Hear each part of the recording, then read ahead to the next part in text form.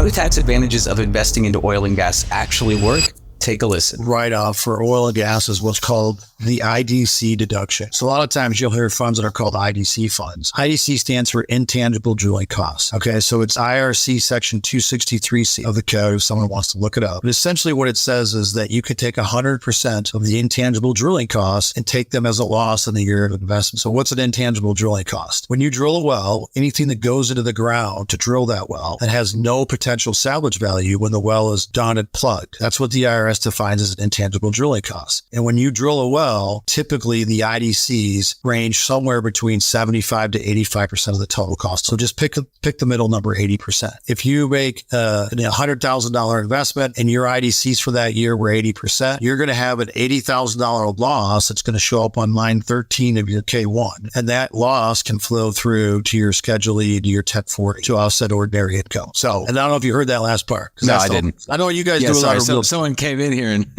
what's all right, right? I saw the symbol behind the scenes. But you do.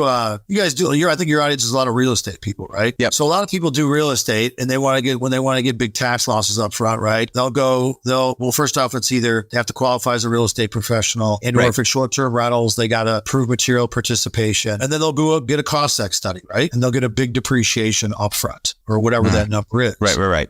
With oil and gas, it's a similar concept. Essentially, when you're taking 100% of the IDCs, you're depreciating the asset up front. You just call it's just called an IDC deduction, right? But you do not have, even though this is 100% a passive investment, there is an exception in the passive active rules specifically for working interest that allows you to take that loss and offset ordinary income. So now you know why financial planners, wealth managers, CPAs love this investment. There's nothing to do. You don't have to qualify as a real estate professional. You don't have to go get a cost seg study. You don't have to prove material participation. You just make the investment. Right. You get this big loss in your K1 that can offset if you're a doctor, a dentist, a high paying tech job, anybody with a high paid W-2 job, 1099 job, or any business owner that's just anybody kicking off a lot of ordinary income on an annual basis. But as you know, especially the W-2 people, which there's so very few things you can do for high-paid W-2 people. This is a binary investment. It has a great upfront tax benefit. And then, of course, it's an investment as well. And the investment thesis is no different than commercial real estate in the sense of when you're investing in commercial real estate,